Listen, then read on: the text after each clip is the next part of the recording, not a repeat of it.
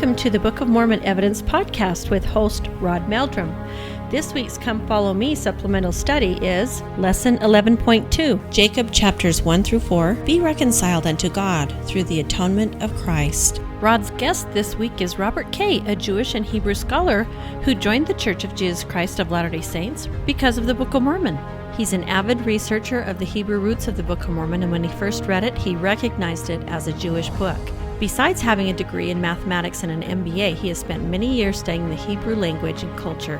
He was schooled in the Talmud and several esoteric disciplines of the Jewish people. He says, I feel that the Book of Mormon unseals the knowledge of the prophets of the Old Testament. Robert will be speaking at the Firm Foundation EXPO on Friday, April 10th at 11 a.m. He'll be talking about the Zohar of the Book of Mormon, and Saturday, April 11th at 5 p.m. be speaking about the Book of Mormon and the Science of the Fathers. Please join us at the Book of Mormon Expo. So continuing on this, we talked about the unauthorized plural marriage, and you've kind of been talking about that. Was there more that you wanted to share with us about that? No, I think it pretty much sums it all. It's not, it's one of those subjects that I still I get asked that a lot for some reason, and especially since I wasn't raised Mormon, and I know that plural marriage obviously was an issue 100 years ago. Yes. And I look at it and I go, well, guys, I can't speak to it from a Mormon point of view, really, but I can speak to it from a Hebrew point. It's like when God commands it, then obviously wouldn't you want to do what God commands? And if he doesn't, stick to what he says. Just stick to whatever God says. Yeah. You'll probably do the right thing. I think this is what he's talking about when it talks about the Lord warns of riches and pride. Mm-hmm. And this is chapter 2, verse 9. Basically says, Wherefore it burdeneth my soul that I should be constrained because of the strict commandment which I have received from God to admonish you according to your crimes, to enlarge the wounds of those who are already wounded instead of consoling and healing their wounds. And anyway, so he's basically, again, just talking about this pursuit of riches and multiplicity of wives and so forth was something that was hurting them, that the Lord is warning them not to go down that path, exactly. At least here in this covenant land, until or unless he approves of it. Yeah, because he wants something different here. He wants a set-apart life. He wants a set-apart nation. I mean, that is what a covenant land grant is. It is not only a piece of land, but it's a place or nation that is set apart to God, not only in name only, but in works, in how we live, and how our hearts are. And we're all working toward that. That is the goal. And the idea being that instead of when we think of a purified heart, what we really need to understand is that purity it's not just we often think of chastity or those kind of things in our modern world, but while that's a part of purity, sure. The idea it goes more than that. It's the idea of purity of intent, purity of desire. In other words, is my desire to lift myself up at the expense of my brother and to become rich on your back, or is my desire to treat you like my brother? And as I would want to be treated, and to lift you up, and so that you share with me, I share with you, we are both edified.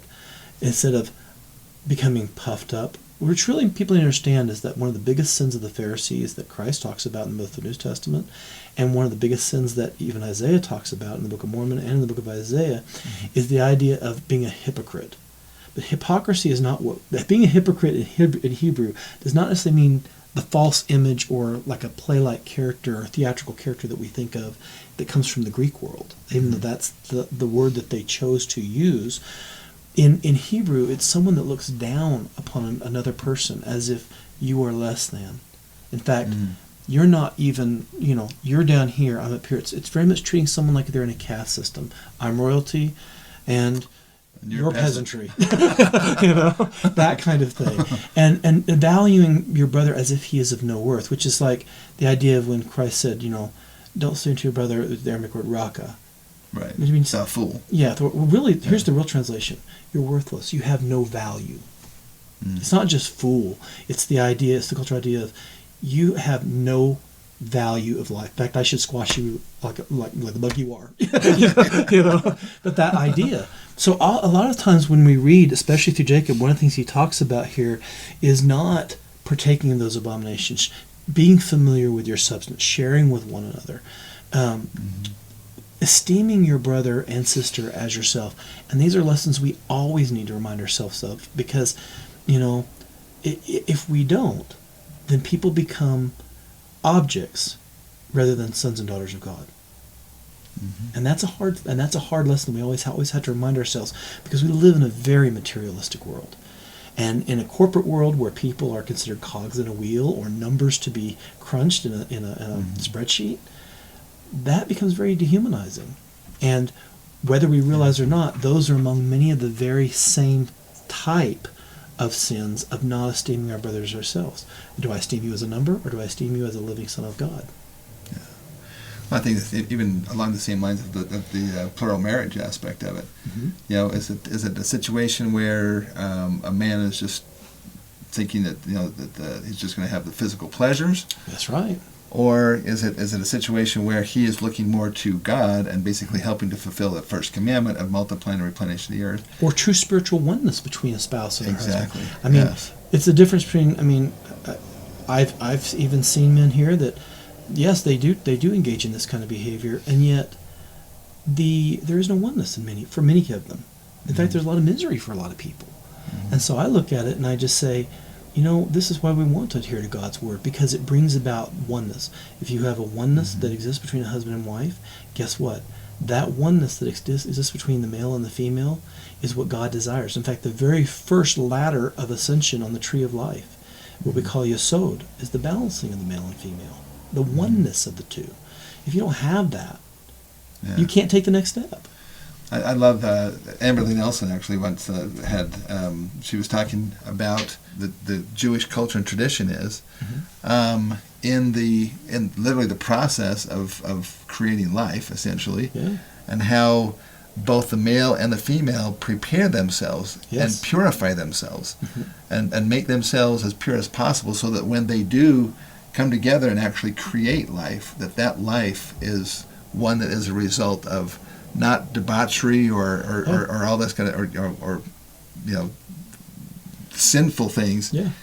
It's a welding together of two pure individuals to create the situation for the most pure child to be created in that circumstance. And see, in the Hebrew, it's a whole different way of looking at it. It's not about, for example, sexuality. Yeah. It's literally about having offspring and fulfilling God's role for us on this earth. And she, when she talks about that, she's telling you, getting a great doorway into the mindset of God and into that relationship between the male and female, portrayed not only here, or at least should be here in the eternal worlds. Yeah. And it's that idea of when marriage is entered into, it should be entered into with purity. And what does that mean? Well, this is why oftentimes Jews will go into what we call a mikveh, or running waters, living waters, for a ritual immersion. Bath, basically. We call it a bath, but it's a purification, cleansing process. Like what you see with Alma in the book of Alma and Helaman when they went into the waters. I call it Alma's strange baptism. I get more questions on that one. And it's funny because they both go down in the water, and people are like, why don't they baptize like us? And I'm like, because that is literally a Jewish example of a tevilah or a tevilot, ritual immersion. So in living waters, the waters of Mormon were running living waters. Yeah. By the way, it was not a static lake. Yeah. or some kind of a pond. It had to be flowing living water, which is the reason why Christ was not baptized in the beautiful clear waters of the Sea of Galilee, but instead in the muddy River Jordan. Because the river was flowing. It's moving. It's living water. And so that's the whole concept of, as we immerse ourselves in preparation for marriage, we're immersing ourselves in the grace and love and purity of God. That's what those living waters represent. And it washes away that old part of ourselves, that sinful part, that rebellious part of ourselves, the things that keep us from oneness. Yeah. And then when the two come together, not only is it considered a physical act, it's actually considered a spiritual union as well. That the two spirits connect at a spiritual level in a way that our physical act is only a tithe of what it should be. And that's why I think the adversary's gone to such that great closeness and so forth that comes with that. Yeah, because I think that's why the adversary's gone to such great lengths to destroy our culture's concept of marriage and its importance, its sacredness, and in regard to what we see here, even if they don't have plural wives, but they begin to put other idols in place, such as riches or wealth or pride, then what happens to their relationship with their spouse? It's going to suffer. It's going to suffer. And I think that's what God is trying to take us away from those elements that cause us to suffer and give us life. He wants to give us life from purity. And that's a lot of what we see in the book of Jacob, at least in that part of it. So let's just talk about then here in Jacob chapter 3 he talks about the pure in heart. Yes. Okay. And in verse 3 he says, "But woe, woe unto you that are not pure in heart, that are filthy this day before God, for except you repent, the land is cursed for your sakes." Now this is the land covenant. Yes, that phrase, though, pure of heart, does not mean what people think it means. All right. Tell us a little bit more about that. So a person who's considered the pure in heart, just like many what we would call among the Essene community, is a person, what we call a Zadik, or a righteous person. It's a person who enters upon a disciplined life to follow God's commandments. In Hebrew, we'd say it a little differently, but in the English version, I would say it this way. It would be, you are embarking into the discipline of a student of the Messiah. You are his disciple. Okay, you're going to walk as he walks. You're going to observe the commandments as he would have us observe them. Those are the people who become or are the pure in heart, because their desire is to be one with the Son of God or Messiah or with God himself.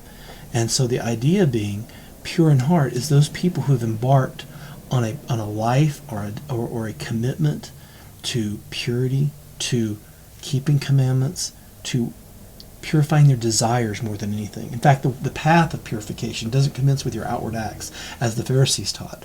Anciently, it was taught just the opposite. It was commenced with the act of purifying your desire. Because once you purified your inward desire, the outward acts would naturally correct themselves. So we look at it a little backwards. In fact, in a previous podcast, I mentioned about how there was this example of a silversmith, and he was working the silver, and basically he said, you have to apply heat to get rid of the impurities, and over the course of time, as he works it, it becomes the impurities go out.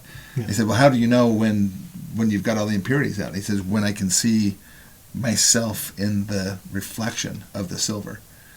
So until he can get to that point, and basically the point is essentially being analogy. That he says, that our purification will be complete when our will and God's will are essentially one. And see, in Hebrew there's no difference between the two. Same concept. It's the idea of taking upon the name or taking upon the image.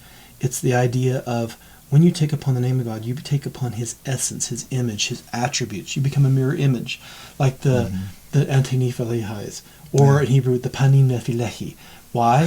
The Panim is a mirror image. So these are Lamanites that were in a mirror image of Nephi. They were going to pattern themselves after Lehi and Nephi. Same thing with the pure in heart. The pure in heart, corresponding in the tree of life to Tiferet, beauty, which is where the secret of the Messiah is. And the idea it balances in your heart, and you want to balance mercy and judgment, long-suffering and power. You balance the male and the female, and you balance it with knowledge, all in perfect harmony. It's the balancing of two, the male and the female, to become that center path, or what we call the way, and you walk it. And it's how you walk your life out. It's not a series of do's and don'ts that we think of. Yeah, it's like the commandments, basically. We when we approach the commandments from an English point of view, we see that linear, almost hierarchical idea of how we look at the commandments. From a Hebrew concept, it's very different. We don't look at them as necessarily hierarchical in that way. We look at them as holistic, in that one leads to the other, Yeah. And it's not so much about, like, for example, thou shalt not covet. But it's the idea is that because just like there are 10 commandments, there are 10 sephirot on the tree of life. And the very first lesson we are to learn is not coveting. How do I not try to attempt to take what's not mine? Take what's not mine, but to exert unrighteous dominion over you. That's real coveting.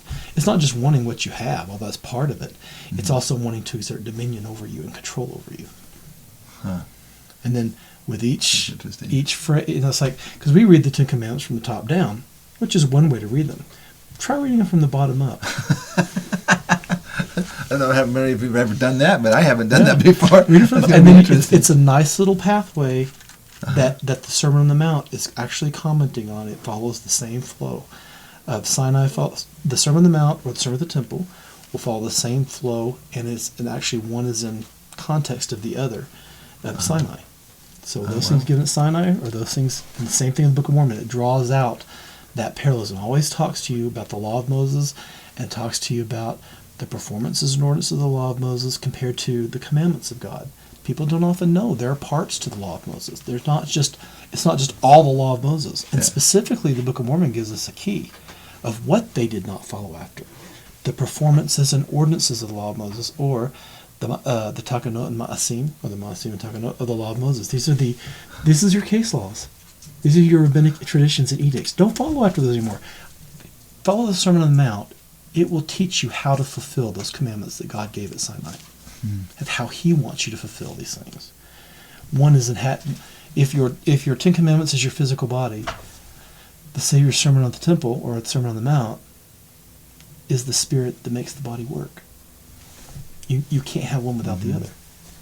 Everything is given in reference to something else. And the Book of Mormon follows that same pattern. It's very Hebraic.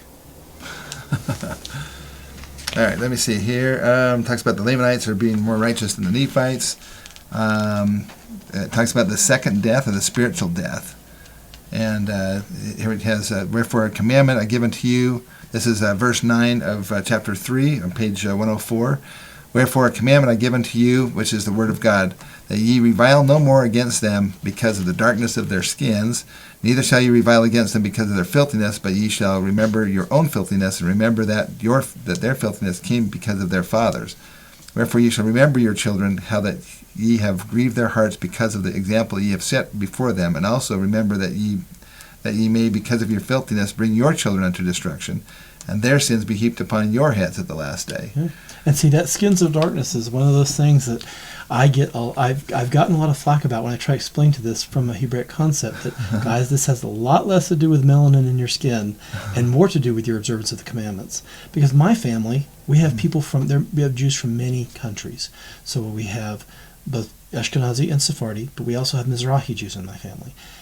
What's black? What's dark? Have you seen our skin tones? I look pretty darn white compared to some of my cousins. and then to some of my brother-in-law, who's a Mizrahi Jew, he's darker. So is it really just talking about that? And in reality, for example, when it talks about a skin like that, it says they were likened to flint, or they had a skin of darkness. People understand what that, or my favorite was it says they were white and delightsome. Or sometimes they'll say it pure and delightsome. Pure and delightsome, but I think they changed that word. Originally it was white and delightsome. And the funny thing about it is that either way would be fine for me, because I look at it this way. To be white and delightsome in Hebrew means you're Torah observant and you are civil.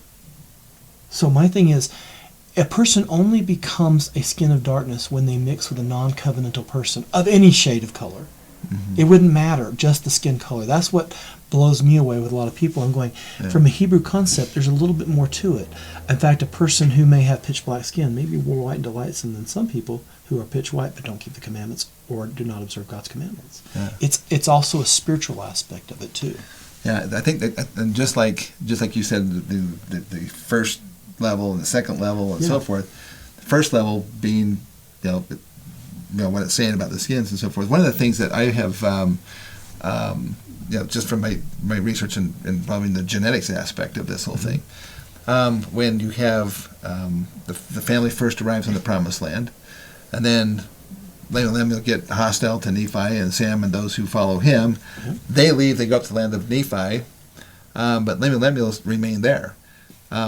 Archaeologically speaking, we know that there were some other people here in the Americas and so forth. Yeah, exactly. And there's some others. So there were other people, although they're not directly specified as being that. I mean, you have one guy wanders in, later on to Zarahemla. That's the last of the Jaredites. They're like, oh, here's Coriantumr. But this is the interesting thing, I think. since there were some other people here, and we know that those people were Asiatic people because of the fact that their DNA and so forth, when they sequenced the DNA from these earliest people here in America that came back after the flood, that and the Asiatic peoples, basically, if you look at like Mongolians, for example. Sure. Okay, they have dark hair, dark eyes, dark skin, basically, in comparison with some of the lighter skinned Hebrews or whatever. And if Laman and Lemuel, this is another thing that was interesting in the Book of Mormon. They constantly seem like that Laman and Lemuel and their group outnumber the Nephites. Okay. They're constantly, whenever they go to battle, it seems like the Nephites are always like the underdog. They don't have as many people. The Lamanites are coming with a bigger army than they have. Sure. Or that they are multiplying and replenishing at a greater rate than the Nephites were, even though they apparently were split almost in half, as far as we can tell from the Book of Mormon. So why is it the Lamanites were constantly had more people than the Nephites? And I think, this is a speculation, but since we know that there were Asiatic people here, if Laman and Lemuel began to intermarry with these Asiatic people, essentially think of them as possibly Mongolian type people. If you have a person who genetically has light hair, light eyes, and light skin, and they marry somebody and have children with somebody who has the dark features, genetically speaking, the dark features are genetically dominant versus genetically recessive light features. And so Laman and Lemuel, those who broke the covenant, like you were talking about, and intermarried outside of their covenant people, may literally have had children who had the dark features and would instantly be able to tell, somebody who had broken the covenant versus somebody who was non-covenant breakers. Yes. And they were actually commanded, the Nephites were commanded not even to marry with their brothers. So they weren't going to marry with outsiders, really. But Laman and Lemuel, this is a speculation that they did. Yeah. Well, there were people. This is what caused the literal aspect of the darker skin, darker eyes, and so forth from the intermarrying that was going on. And the sign of that intermarrying outside of their covenant was their children would actually have predominantly darker features. Sure.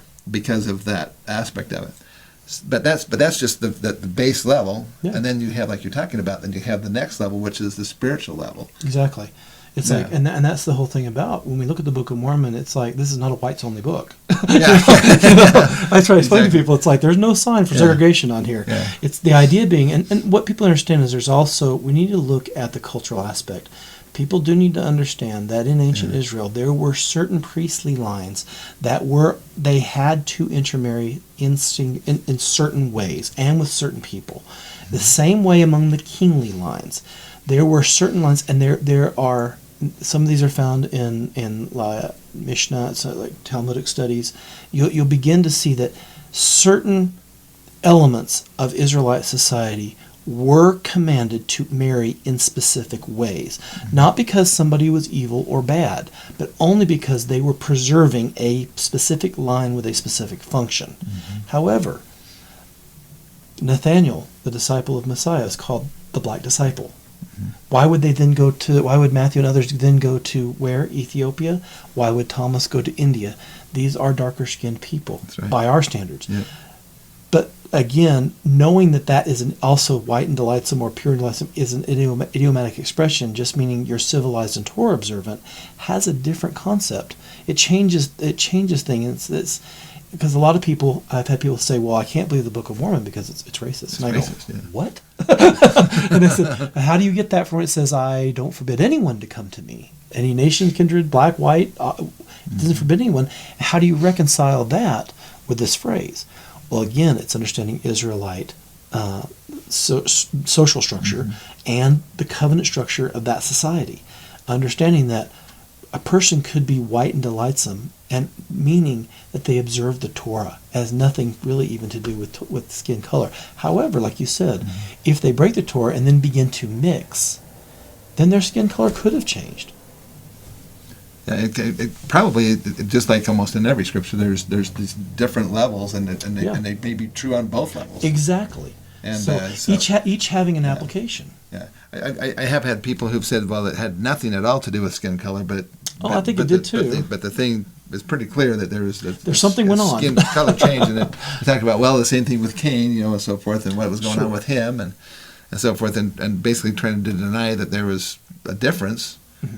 But anyway, that's a discussion for another time, probably. Yeah. But anyway, basically in Jacob chapter 4, Jacob he talks about how the Nephites knew about Christ before his coming. So it was already prophesied, and they were basically reiterating that fact.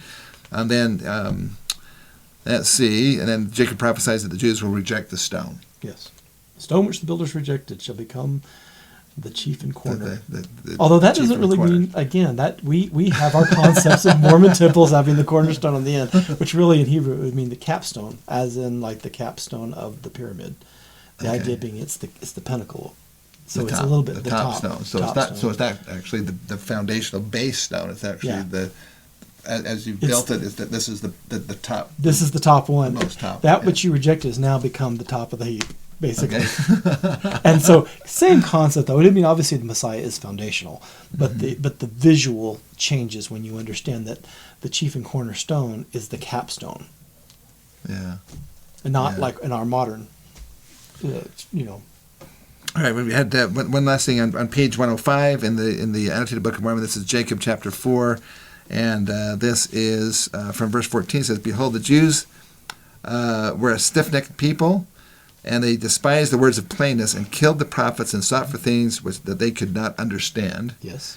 Wherefore, because of their blindness, which blindness came by looking beyond the mark." Mm-hmm. That looking beyond the mark thing is an interesting aspect. In fact, Elder Quentin L. Cook said this. This is from the Ensign. He said, he commented on maintaining a focus on gospel basics when he said, "Today there's a tendency among some of us to look beyond the mark rather than to maintain a testimony of gospel basics. Mm-hmm. We do this when we substitute the philosophies of men for gospel truths, engage in gospel extremism, seek heroic gestures at the expense of daily consecration, or elevate rules over doctrine. Avoiding these behaviors will help us avoid the theological blindness and stumbling that Jacob described." And so, as we look at this, looking beyond the mark, is there any? Well, Hebraically, it's interesting to see the similarity, because when he talks about gospel basics, we would just say it differently. The Torah, the word Torah, is connected with a Hebrew word called yada. It's like an arrow, and it means to hit the mark. So if I observe God's commandments, I'm going to hit the mark. Well, what is the mark? Ideally, the mark should be God. In other words, like an arrow hitting its target.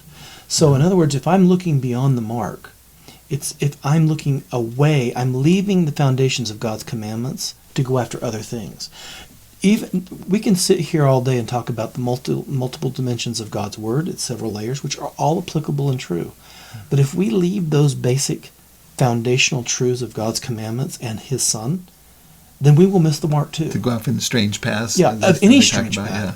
I mean, if we want to talk, we could sit here all day and talk about celestial, terrestrial, telestial, those kind of concepts.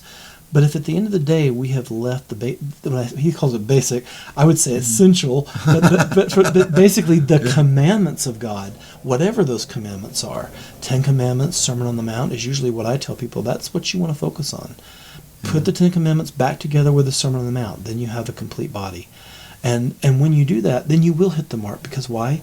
Because it's taking you to the target that you're meant to reach, which is God. It's the idea of painting that picture that you're somebody shooting an arrow and they're hitting their target. And the idea being, if I'm looking beyond the mark, and there's also another one about like the idea of a mark mason putting his marks upon the stones as well, so that they all match up. Mm-hmm. But the same concept is still taught in that looking beyond the mark means you have left the Torah. You have left the commandments of God. If I leave the commandments of God, but look after strange things, then I'm going to go down forbidden paths. But if I have my anchor as Messiah and His commandments, and we stick to that there is an actual body of law, because iniquity in the Scriptures, I don't even like the word iniquity anymore because it's an old word. It's lawlessness. It's having no law. Mm-hmm. Okay? If we have no law, we're going to become like the Lamanites in the Book of Mormon. We will diminish and fall away. Anarchy almost. Exactly. Yeah. The Nephites, why were they preserved?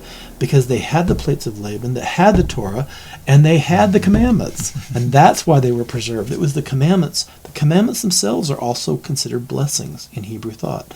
If you keep the commandments, the natural effects from God that flow from it, you'll be blessed. Yeah. You know?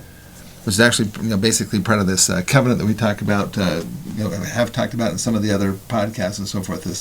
This idea that that when you keep the commandments, that's the one thing that a nation has to do to be able to receive the blessings of this covenant, which has to do with the land and posterity and prosperity and security and all of these different aspects that God gives to those people who are the covenant people of God on the promised land in order to fulfill his need to take his gospel to all the other nations of the earth. So, and if you look at the whole book of Jacob as part of a marriage contract, if you will, a Hebrew ketubah, and if you look at it and you realize that in this particular part of the ketubah, part of the covenant marriage between us and Lehi's people, because we also have received this record from them, that also teaches us these aspects of covenant fidelity and faith. So in other words, if you had a wife, and let's say while you were off to work and she decided to sleep around, would your wife be faithful? Of course not. And then if she came home and said to you, well, honey, what are we going to do for our anniversary? Why bother? You don't love me. Look at what you're doing. You're being unfaithful. The concept of faithfulness and purity, this is why that chapter, this particular book is also there. It's delineating that portion of the marriage covenant, which talks about our responsibilities to God, his promises to us as well. It's opening up those betrothal gifts to teach us to help us and to be faithful, to be a faithful spouse to him, in a sense. Yeah. So in other words, it's like, people always ask me, how do I have more faith? And I say, well, let's change your words just a little bit, and let's change it to what a Hebrew or an Israelite would think when you say faith. We don't think just faith in the sense of how do I believe more. So if I hypnotize myself, I'm going to believe something more. Mm-hmm. The idea is loyalty, trusting loyalty to God. So it's not so much just how do I believe more, it's how can I demonstrate my loyalty and love to God? Well, if you love me, keep my commandments. And that's what the whole concept of that chapter is. That's the beginning point. That's one of your gifts. If you want to love the bridegroom, are you willing to walk this path of the pure in heart with a discipled life to be one with him? We're all at varying stages on this path. This isn't a race, and he who wins first is the best, or he who walks on his brother's neck wins the game.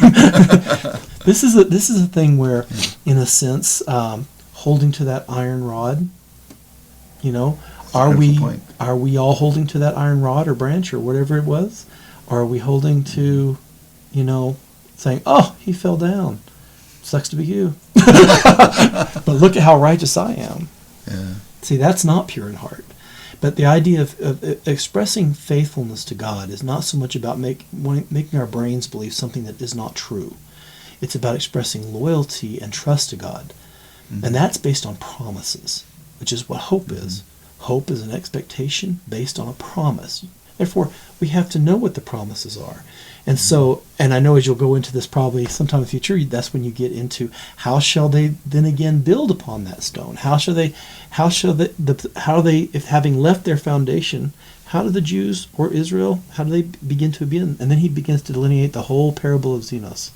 And that parable of Zenos is a panoramic view that is teaching many things on many levels.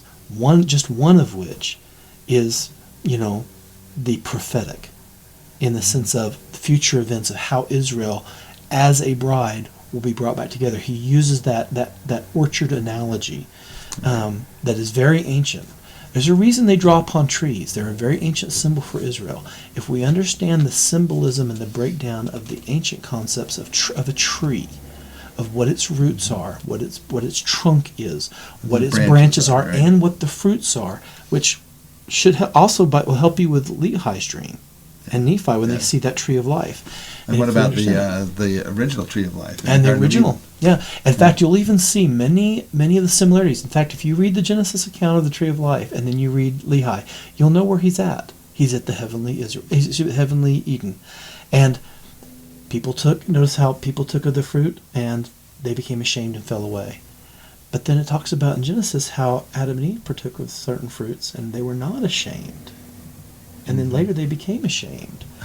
These are Hebraic concepts that we read over thinking that we're getting that child's portion, because we are supposed to remember these things. It's meant so that you remember these little details. Now, what does that mean? Yeah. What did that mean to them? When we understand what it means to them, it'll open up the Book of Mormon. It's like all these people, I've had a lot of friends, unfortunately, leave the church and go after various, I call them false prophets because that's what they are, and they'll claim they have the sealed portions of the Book of Mormon. And I swear in the last 20-something years, I've been given 7 different sealed books called the sealed portion of the Book of Mormon. And I call them, I just start putting them in the box now, you know. And the sad part about it is I look at the Book of Mormon and I go, guys, you want your sealed portion? It's right in front of you. It's hidden right in front of your very eyes. You won't get more of the Book of Mormon until you unlock what you have. Yeah. You know, and there's a lot of great things here. There are a lot of teachings. I mean, that we don't even that we brush right over, scratching the surface of. And then like for example, you know, why does God mention Amalekite in the book of Alma? Why are these certain phrases mentioned? What teachings in ancient Israel were these things related to? Why are these names that you see in the Torah mentioned again? And why are they written about in these certain ways? And we read right over the story, never realizing that these are answering ancient Israelite questions regarding Antichrist and all that kind of stuff. Actually, well, we don't have that quite the same concept of an Antichrist, but in the sense that your Book of Mormon concept of Antichrist is closer than what you would see a Christian concept of Antichrist, in the sense that it would be someone that would be opposed to Torah and opposed to Messiah. That would be a true, what we would call anti-Messiah or Antichrist. Someone that would cause you to leave the observance of God's commandments. But in the book, what you have here is, if we could begin to identify ourselves with Israel and take off our Western Greek glasses and put on our ancient Israelite glasses and just start doing that, the things that we begin to see will answer very ancient questions that even Jews to this day still discuss regarding from the Torah, yet the Book of Mormon answers. But we don't have that background knowledge, so we read right over it, never knowing that in the warfare chapters, we're given keys of understanding how to destroy doubt. We're given keys of how to become pure. We're given the true keys of mourning by Captain Moroni rending his garments in what we call, it's called the Kriya, where they rend the garment. And everything that they do follows ancient Israelite mourning patterns. And even what he says, when they fall down, we think it's like, oh, they were overcome with the Spirit and they fell down. No, they were supposed to fall down. There are certain times and there are certain rituals that they did fall down like King Lamoni? Like King Lamoni, or even like when King Benjamin's speech, when they all fell down before him. Like, there's a reason they begin to they fell down at a certain time. Why did they fall down? It's an act of worship, but it's done at a specific time. That occurred. King Benjamin's speech was at the Feast of Sukkot. I mean, it's the season of joy. I mean, and so everything he talks about follows the pattern of the king's speech in the Torah. All of these things are there. But unless we're familiar with the culture that wrote this book, we're going to miss key many elements of this, or the plain and precious truths, or we're gonna miss our paths, and we're gonna miss our directions, and we're gonna miss those gifts that God has for us. Kind of reminds me a little bit about the in Lehi's dream, where he had the person in the white robe or whatever, and he was following him. Yeah. And he didn't get to the tree following that guy. He basically, it wasn't until after he began to ignore that person and actually focus on the tree itself. See, and that's where we'd have a different take on that. See, that's a perfect ascension experience. That angel, the angel of the Kapot, or the angel of the bear, was supposed to do that. Yeah. He takes him to that point of absolute darkness, what you would call the veil, we call the barrier, the Kapot, and in that veil, what does he do? In that darkness, how does he calls out? He calls out to God. And as he prays and calls out to God, the veil or the barrier or the darkness disappears, and he's in a place as if it had been a world, a very large field. All these little words that I'm telling you, they mean something for a reason. He's telling you that you're in a field. Go back and take a look at Isaac when he's in the field and he sees Rebekah from afar. What was he doing? Little words sometimes mean more than you think. Little things like, with Zoram, he was a keeper of the treasury. Or was he a Levite? Yeah. Levites kept the treasury. He was no common servant if he had the keys of the treasury. Most likely a household Levite, probably a descendant of Aaron. Yeah. And how else would you keep the law of Moses strictly? You can't do it unless you really do have Aaronites. Unless you have a Levite with you. Some type, yeah. There are certain things by law, under Torah law, if they kept it strictly like they said, that they would have to have it. Mm-hmm. There's no other way around it. So the Lord made that happen by Nephi basically co-opting Zoram to come and help him to move. And that is something that a lot that are outside of a lot of. That goes against a lot of some LDS traditions. Of they had this priest or that. But I'm like, well, actually, it has nothing to do with that. It really has to do with the fact that if you see these little markers in the Book of Mormon, why did this man have keys to the treasury? Why would a common servant? Even a common they would never even be any treasury they wouldn't be trusted with. But a Levite has no inheritance, and they were meant to be the ones that you could trust. That's why you look at the case of Gideon in the Bible, where they had a household Levite. The Levites don't have any inheritance. That basically means that the land, when it was divided up amongst the 12 tribes, the Levites didn't get an inheritance, and neither did Joseph. It's like over there. Yeah, but but the idea of being the temple and its treasuries and all of its works were their inheritance. And why? Ideally, if you look at it, because they couldn't take monies from the temple and invest it in things, or make money or profit from the temple, ideally it was the fact that this is how you keep a pure priesthood, is you keep them separated from the money aspect, at least in Israel, But the idea being that, but why would this bondservant, if you will, or this servant be trusted access to the treasury temple, or even a house treasury of a Sar, which is probably what Laban was. Not only was he a captain of 50, that he had the plates and had those things. Tell me he was probably a prince of one of the tribes, i.e. Manasseh. Mm-hmm. That's why he had access to what he did. Little things like that can mean a lot in this story. And remember, these are Israelites. They're going to follow the Torah. They're not going to make excuses. It's like many of the things that we think we read over, like, Nephi killing Laban. Did he really kill Laban? Yes. He took his head off, But it's like I explained, but did he commit premeditated murder? No. He did not premeditatedly go in there with the intent He didn't go there with the intent to do it. And when the Spirit tells him, Nephi, I have delivered him into your hands, it's a use of remez to Exodus 21:12 and the laws of the Goel Hadam, meaning the blood avenger.